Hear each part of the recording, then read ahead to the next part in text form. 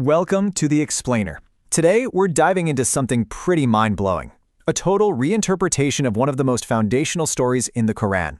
We're talking about a reading that suggests we might have been getting a key figure wrong from the very start. All right, so here's our game plan.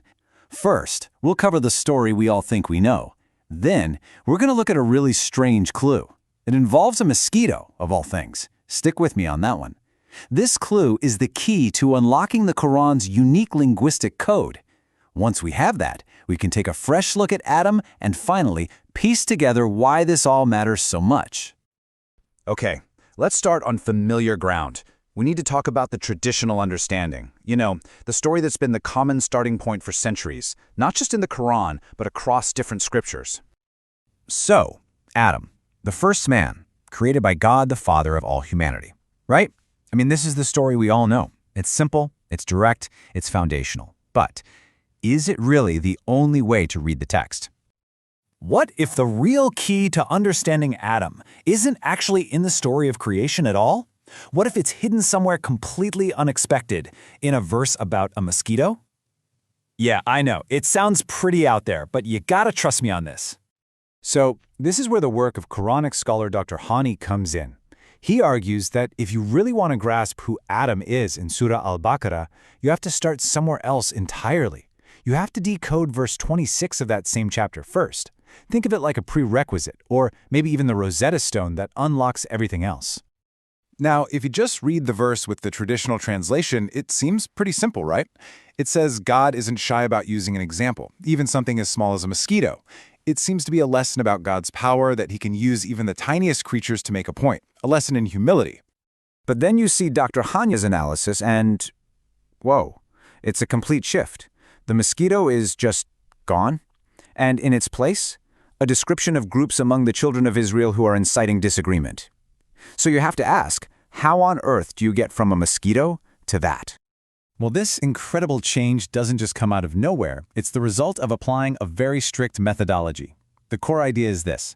You have to let the Quran define its own terms. You treat it like it has its own built-in, self-contained dictionary. So how can mosquitoes suddenly mean inciters of disagreement? The entire puzzle revolves around one Arabic word, balda. Now, for centuries, the translation has been mosquito. But what if that's a mistake? What if the word isn't about the insect itself, but about what the insect does? Exactly. So when you analyze bauda using only the Quran's internal system, you find it's built from a root word meaning to fragment or to bite. It's not about the bug, it's about the function, the biting, the agitating, the dividing. Dr. Hani shows that the Quran uses this term specifically for groups that create division and are themselves divided. The process is pretty clear. You isolate the term, you break down its roots and structure, and then you cross-reference it every other time it's used in the Quran to build a consistent meaning. And what this reveals is, honestly, a game-changing principle. The Quran seems to have its own unique language. To get it right, you can't just borrow meanings from other traditions or even later Arabic. You have to let the book speak for itself. Okay, so with that principle in mind, that the Quran defines its own terms, let's circle back to Adam. What happens when we stop treating Adam as a proper name we already know and instead apply this same exact method to it? Well, here's the bombshell. Adam stops being a static, proper name for one guy. Instead, it becomes a role, a kind of job title. It's used to describe a selected, familiar proxy, basically someone chosen by God for a specific mission to act as a go-between for a certain community. Dr. Hani has this fantastic analogy. He says Adam is like the variable x in a math textbook. Its value changes depending on the chapter. And that's exactly the idea here. Adam is a placeholder, a variable. The Adam in one surah, or chapter, isn't necessarily the same person as the Adam in another. And suddenly, so many things just click into place. All those little inconsistencies people have puzzled over for centuries, they start to make sense. It explains why the stories about Adam change from one surah to the next, because they're talking about different people. So the Adam in Al-Baqarah is actually Prophet Muhammad, and the Adam in Taha is Harun, or Aaron. It also explains why Adam's wife is never named Eve in the Quran, because she's just the partner of whoever is in that Adam role at the time. And maybe most importantly, it could explain why the Prophet Muhammad himself never spoke of Adam as the very first human.